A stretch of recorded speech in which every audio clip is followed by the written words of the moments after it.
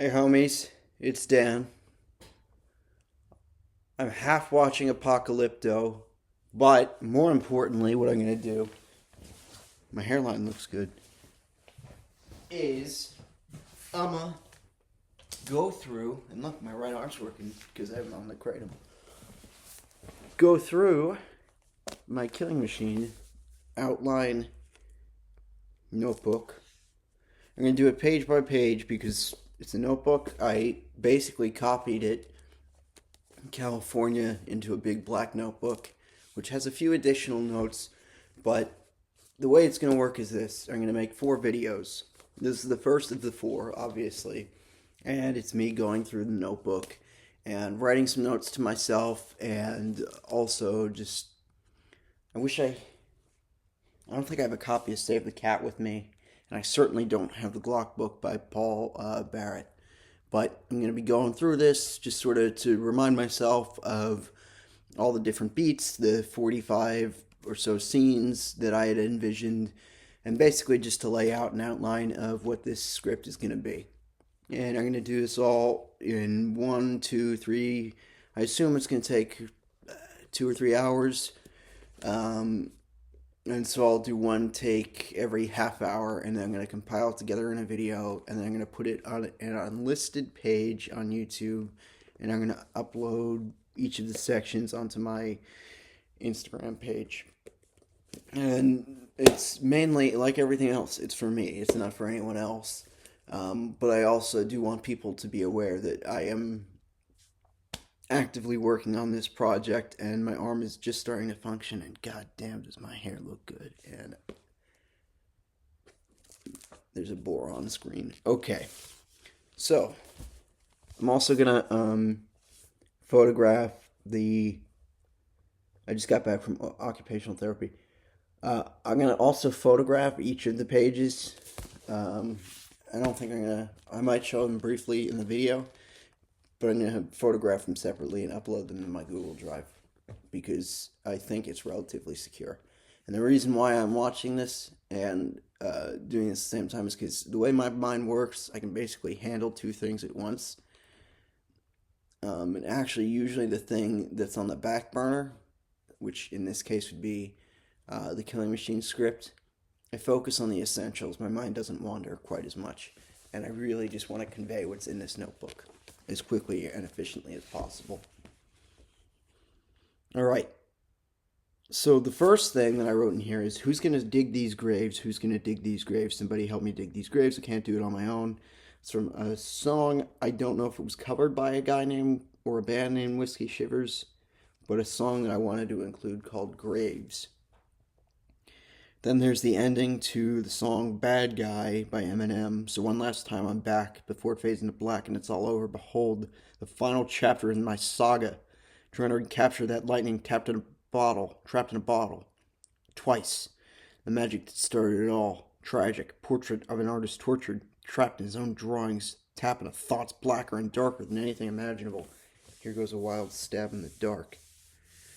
Author's note, April 19th, 2025. It was 11 months ago. Almost to a day. Actually, to the day. Easter Sunday in New Jersey. Even though I wrote that at 11:30 p.m. PT in somewhere in Los Angeles. Probably in Pasadena. There have been so many times I've wanted and perhaps even tried to give up on myself. The genius of a whole. This is a quote from Max Payne. The genius of a whole, or paraphrasing Max Payne. The genius of a whole, no matter how hard, how long, or how far you've tried or managed to climb out of it, you can still fall back down to the bottom in an instant. Maybe I'll use that quotation. I believe quote is the verb when you quote something, and quotation is the actual. I'm writing this from the bottom of that fucking hole. Well, that got dark. But regardless of how this project, Killing Machine, and my life, which might be killed by some Jews,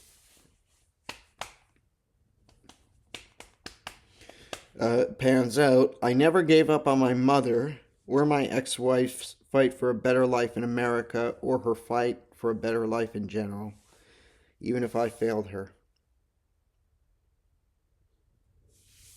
And I never, ever, not I never ever stopped loving her. And I never ever stopped dreaming of making Killing Machine a reality.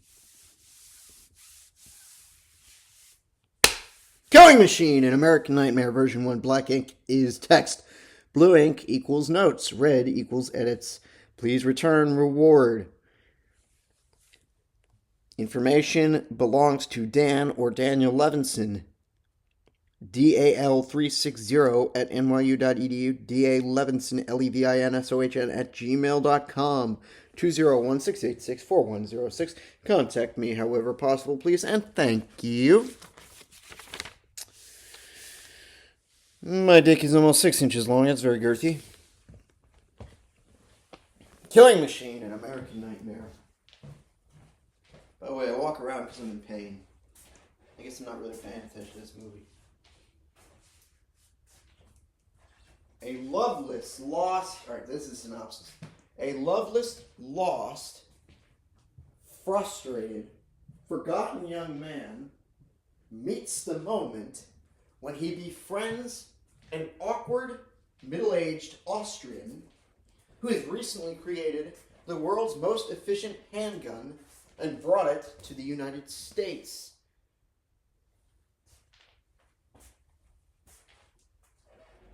To demonstrate his genius. But the Austrian needs help. How does he market / popularize his handgun? Pew pew!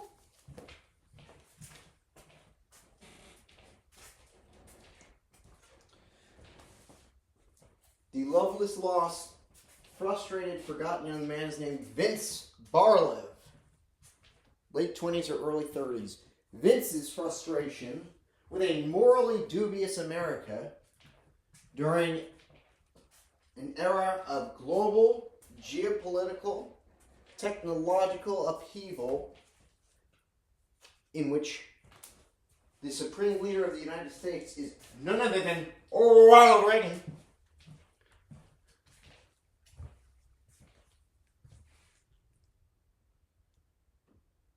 Switches passions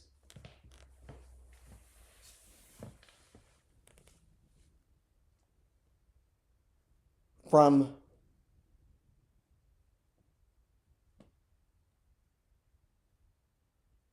truth and justice through journalism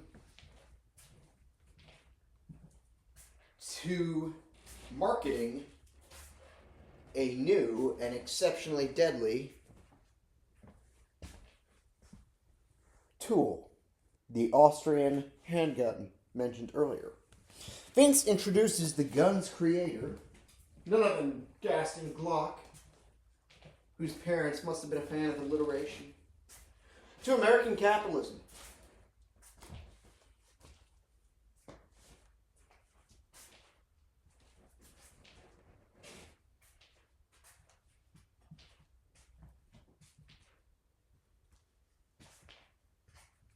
Vince introduces the gun's creator, Gaston Glock, to American capitalism, and the Glock 17's notoriety and efficiency make the weapon a feared, yet ubiquitous, household name.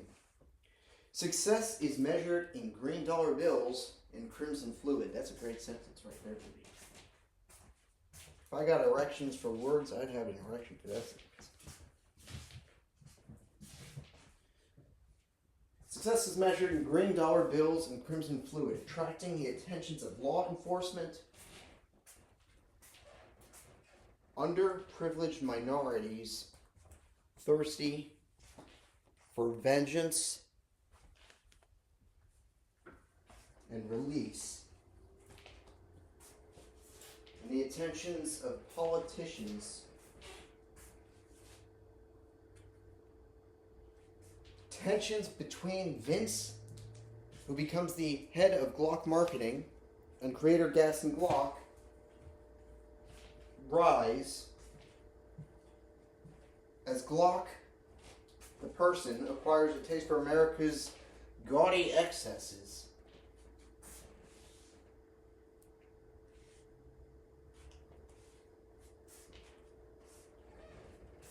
Vince questions the true cost of becoming an American success by attaching himself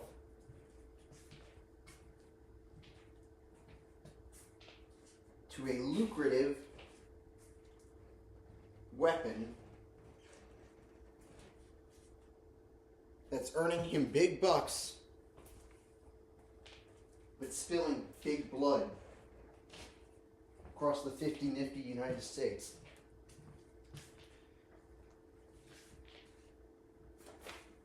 Aware that he has crossed an internal moral boundary and overwhelmed by mental illness, guilt,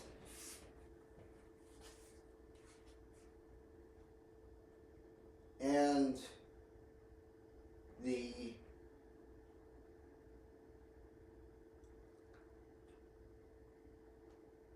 greed of an assimilated, Americanized gas and Glock,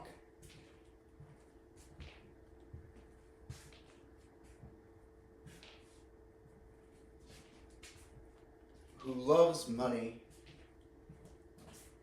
who loves attention, and is never satiated, no matter how much he receives.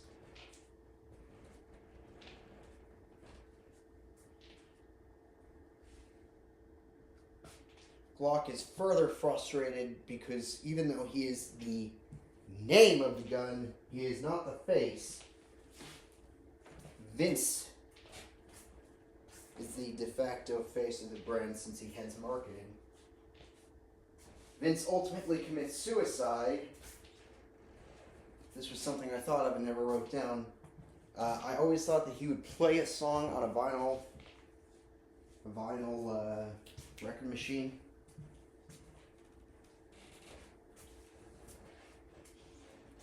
A vinyl player, a record player. So basically, he gets fired.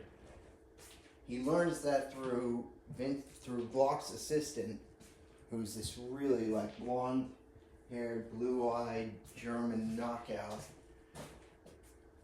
like the kind of woman I fell in love with. Maybe her name should be Lauren. No, Lauren's gonna be the other one. Anyway.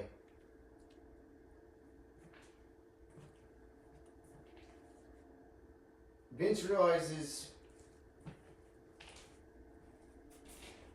he'll never be able to stop the gun, or its success, or its creator. But he can stop himself, so he commits suicide at the end, impulsively, while listening to a song called If You Want to Be Happy. And I don't remember what the name of the band is that created that song. The song goes, if you want to be happy for the rest of your life, never make a pretty woman your wife. And my personal point of view, never get an ugly girl to marry you.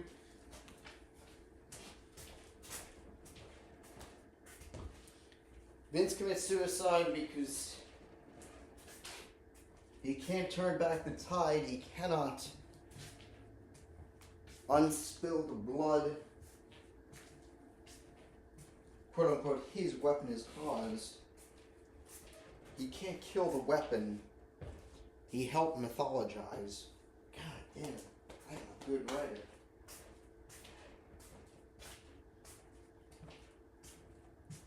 And I got a great fucking story to tell too.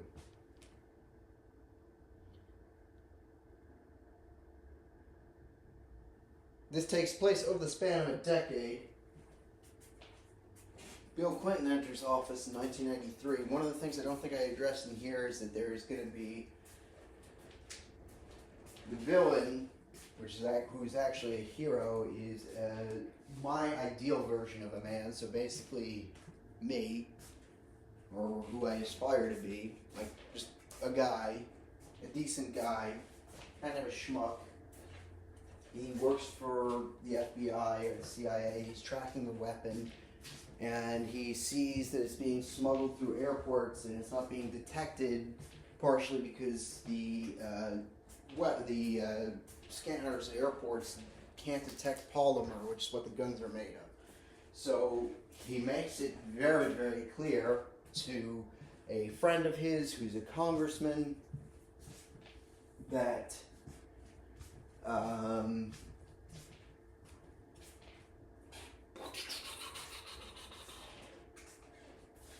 this is a weapon that will be easily accessible, that fits the narrow definition of the law, and therefore it's going to get on the streets. It's going to be adopted by cops, so cops have a more effective, efficient killing weapon, killing machine.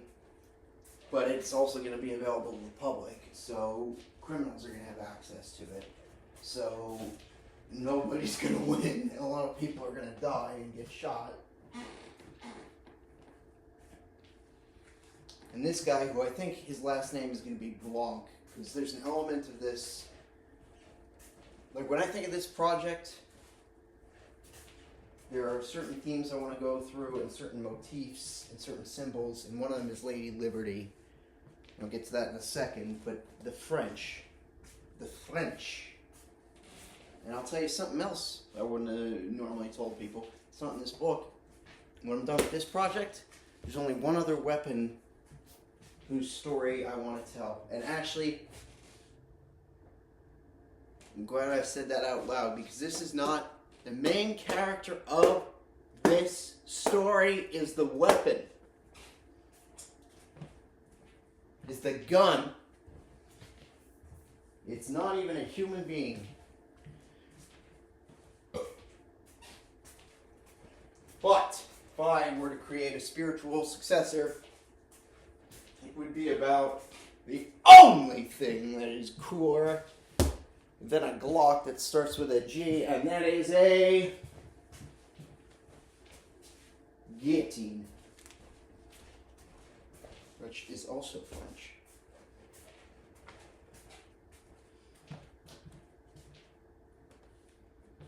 Alright, so Bill Clinton comes into office after his guns become popularized.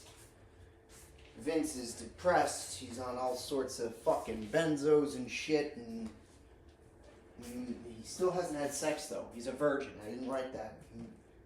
One of his motivations... So what he really needs is to find love. There's no love in his life because his mom died. But what he thinks he wants is sex. And what he thinks he needs in order to get sex is money. That's not true. This is why women are so much better than men. I just want a fucking decent guy like Blanc, like me.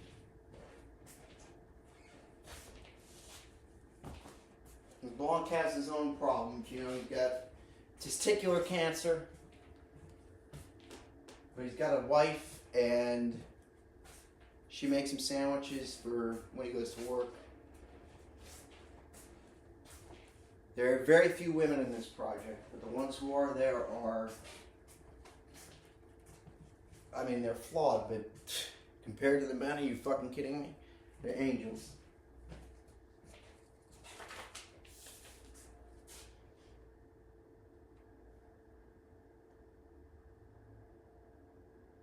So Bill Clinton comes into office, starts introducing what would become the 1993 crime bill. But again, because the gun is the main character, and Blanc has kicked this up. He said he spoke to his congressman friend, who, you know, sort of demurred on the issue, because he knows that he can get some kickback from some of the political action committees that will give him money if he says, "Oh, I'll look the other way," or "I'll vote against gun laws." But the real enemy here are political action committees that enable this to happen. And so the Democrats, even the congressmen, know they can get a win on this. This is like one of the rare times in history where a Democrat can actually do something about gun violence. But they like that cheddar. They like that cheddar. So what do? What do? They vote the crime bill in. Also, maybe since Vince, who is a Vietnam veteran, he's got serious PTSD. So he has this attraction to guns. And I mean, he's clearly somebody who shouldn't own a gun. And that's sort of alluded to. But then not only do we have like this whole story where there are, this 1993 crime bill, which Gaston Glock has to testify in front of. And he's so fucking sick because he knows that this is just going to make the gun more notorious, and then rappers will rap about it, and then it'll lead to the gun becoming more popular. But Vince has been in a psychiatric institution and is not allowed to own a handgun or any sort of firearm in the state of New Jersey, and of course he does. I do not, but he does. And so, while Glock is testifying, and potentially business will boom as a result of that, because I didn't say this yet, because what happens is, as we saw in history, the crime bill was enacted, but it only identified certain guns with certain features, and so basically what happened was the gun owners were like, okay, for a year we'll make these exclusive modifications to our weapons that we sell so that they fit these new bills, but automatic weapons are no longer legal, and I forget which other technical aspects of the gun are now considered illegal. So we'll just basically remove those features, but the gun will basically function exactly the same. It'll just have different parts. And this law is going to expire in 2 years, so then we'll just have the same gun that we have in 1992, in 1994, 1995, and then the guns for the 3 years that have the modifications that abide by the laws. This is getting a little technically complicated, but that's kind of the point. So these modified guns that fit this new crime bill, they'll become limited edition, and people want their hands on them, so we can make money that way. So Gaston Glock is just to all this, because he's just reaping all the benefits. Vince, this is destroying him psychologically, morally, and to be fair, he made the wrong decision. He decided to become the villain, not the hero. Although it is sort of tragic, because this is somebody who fought in Vietnam again, in a way that he thought he was helping his country. What did we do in Vietnam? Fucking nothing. Fucking nothing. Same thing that happened in Iraq. History keeps rhyming. History rhymes better than Eminem. That could be a line in the movie. It'd have to be like LL Cool J. History rhymes better than LL Cool J.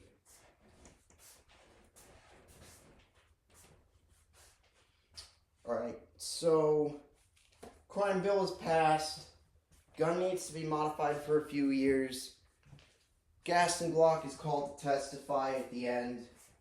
But I'm sorry, I mentioned this earlier, I started but I didn't end it. One of the running visual motifs is Lady Liberty. When Vince first tries the handgun, he's living with his father, he's frustrated, he gets the gun at a gun convention where he meets Glock, and then he illegally transports it back to New Jersey, which is another thing that he's indicted for. And when because the gun show's in Atlanta, so he's brought up on all these charges. He's about to go to prison when he kills himself. Anyway, the point is, I don't know where that came from. he shoots the TV. His dad, who also has cancer, but a much more fatal form of cancer. There's a big time jump at the midpoint. We go from like 1984, when these guys meet and Ronald Reagan wins his second term, to then we like fast forward at the midpoint. The midpoint is just a montage of Glocks killing people, and then the succession of presidents, George H.W. Well, I guess we basically skip over George H.W. But it's basically just about how crime continues and gets rampant and gets worse in New York City.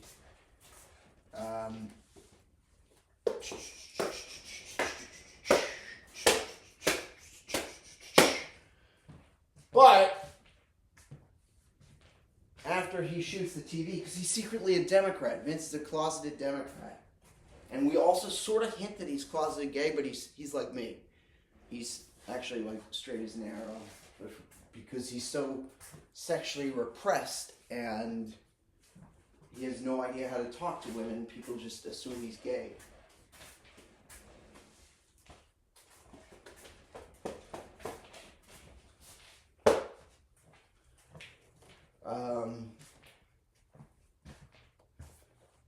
But when he fires that gun, 17 cartridges in that chamber, first shot goes through the TV, an echo to the shot from Taxi Driver where he kicks over the TV.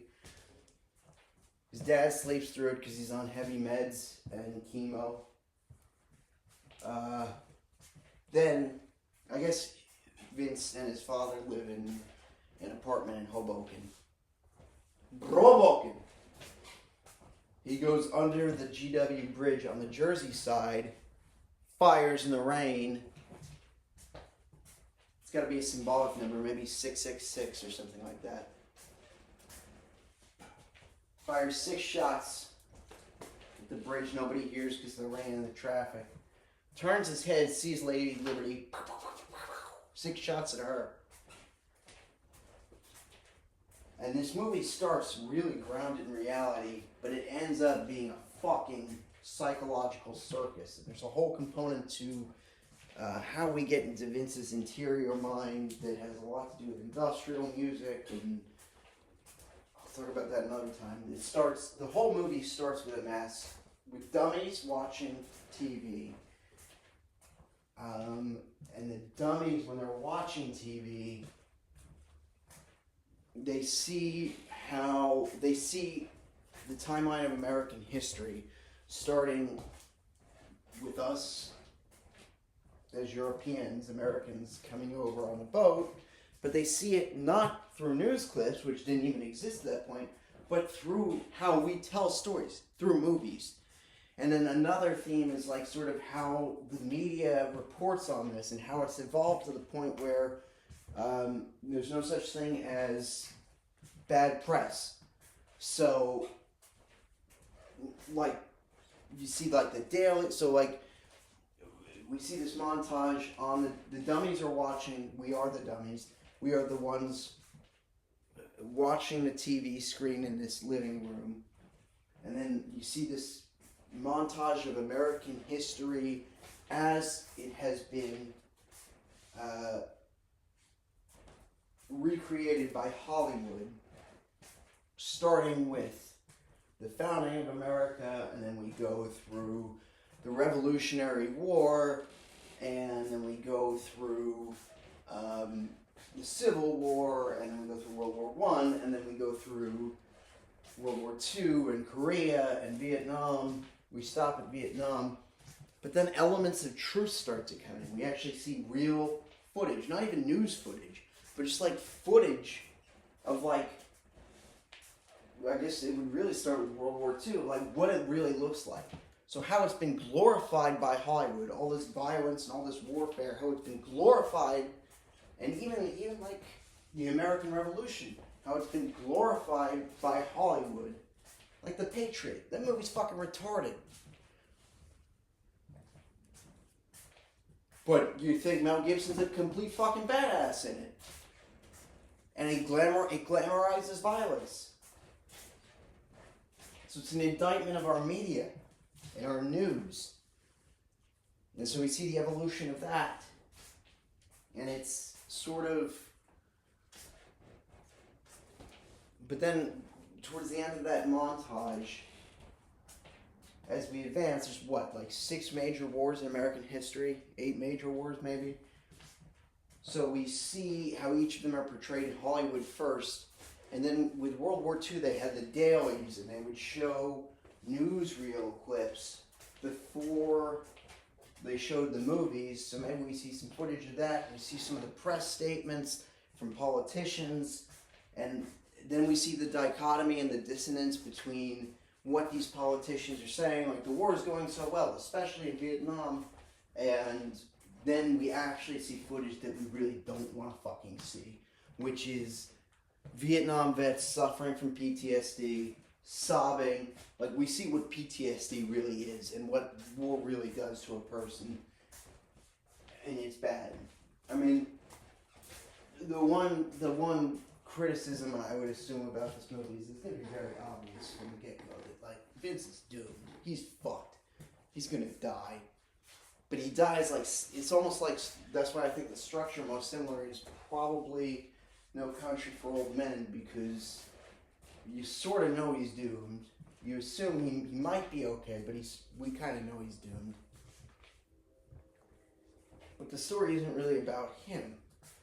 Just like the story in No Country for Old Men is really kind of about evil. No Country for Old Men, that is one of the main things we've got to reference. So then essentially the last act of the movie is Vince kills himself. I see it's more like 5 acts. So than a 3-act, like a 5-act play as opposed to a 3-act play or movie. So like the end of the 4th act, or the end of this in a 5-act play, or the end of the 2nd act in a 3-act structure, Vince kills himself. And then, since it's about the weapon, that's when Glock has his testimony in front of the crime bill, and everybody there gets a win. The Republicans sort of lose, but they get a win because they're going to keep their gun rights.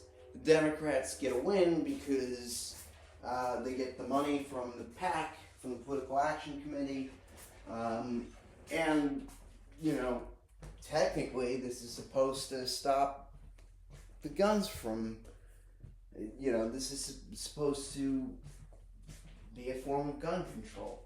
Although they don't totally win, because even the ones who really care about gun control know that this is going to expire and it's really not going to do much. And that's why I think the head of that committee, of that crime bill, like who would be presiding over it, would probably be Joe Biden, I think, or Hillary Clinton. But anyway, there's also this dynamic, as I mentioned, between Vince and Glock, Gaston. I'll refer to him as Gaston to differentiate between the weapon. This dynamic between Gaston and Vince, in that Gaston wants to be not just the name, but also the face of the weapon, and he is jealous of the way Vince is so animated and can speak. It's that's the first act break, is that we see Vince introduce, or the second act break in a 5-act play would be Vince introducing this weapon to the public, and he basically, like, it's kind of like the Joker sequel, in that it turns into a musical at that point. That's when the surreal elements start to bleed in. And so you have Vince goes up there because Glock is too nervous to speak about his gun, which he insists is perfect. And the weapon is perfect. The gun is perfect. But Glock's English isn't perfect. And he's afraid to get up there and speak in broken English because he doesn't know how to articulate in English. You know, I've got this perfect gun I just built. So Vince does it for him, and that's essentially how he becomes the head of marketing. And he does it so brilliantly that even something I write couldn't convey how brilliant and eloquently Vince connects with the people. So what happens? We use at least two songs by Muse. The first is Will of the People. So he gets up, maybe he says a sentence or two to introduce the gun. And by the way, there's a whole side plot I'm not really explaining with, I referred to her as Lauren, but I think her name is going to be Angelique, who is Gaston Rock's assistant, who could potentially be an out for Vince. Like, he could fall in love with her and have kids if she's willing. But then she does her heel turn, and she's really just committed to Glock and to money. And she actually replaces Vince as the head of marketing at the end of the movie, which is what makes him kill himself. We're at the 80% mark of the movie. He's replaced by a woman who has fewer mental problems, and is willing to acquiesce to Glock in a way that Vince is not. Also, I didn't even mention the whole thing about the rape, which does happen by a stripper. Do you see why I have to write this movie? Anyway, so at the end, this is finally Glock's time to shine. He has the whole world listening to him. He's got everybody's attention. He's in front of Congress delivering testimony about his weapon. And just as he's about to speak, why did I bring in the Statue of Liberty? Of Lady Liberty? Because Lady Liberty shows up to all, and we don't even, for the most part, I don't want identifiable politicians. I want people with elephant masks on and donkey masks on. That's what our Congress is in this movie. Again, it becomes more and more surreal. So she comes in. No, we don't see Lady Liberty come in. We don't know that she is a character until the very end, when Glock goes to speak in front of Congress and he clears his throat and he's about to sing, because again, he has finally mastered English to the point where he can be as articulate and animated and brilliant as Vince. And so he's about to, basically humble brag about his gun. And Lady Liberty shows up and pushes him aside. And I'm not sure if she sings. I think she should sing God Bless America and all the beautiful women in it, or she should sing God Bless America. And for a second, you can't tell if all the politicians wearing their donkey masks and their elephant masks, you can't tell if they're persuaded, holy shit, what are we doing? We're taking money from this political action committee that's trying to get us to kill our own citizens. This is horrible. How greedy are we? This isn't cool. We've got to actually have real gun control. And or at least the audience will be thinking that. And whether our politicians have the moral integrity to actually do the right thing. And of course they don't. So what happens?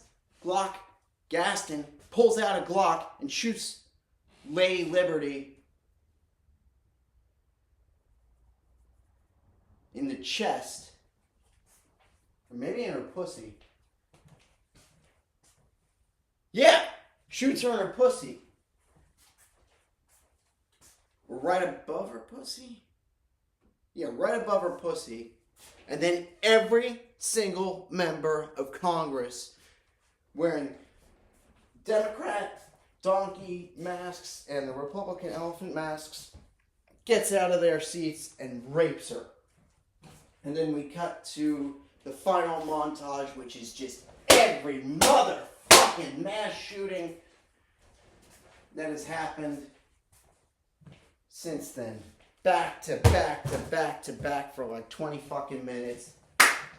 Mic drop! Best picture, please! Give me my Academy Award!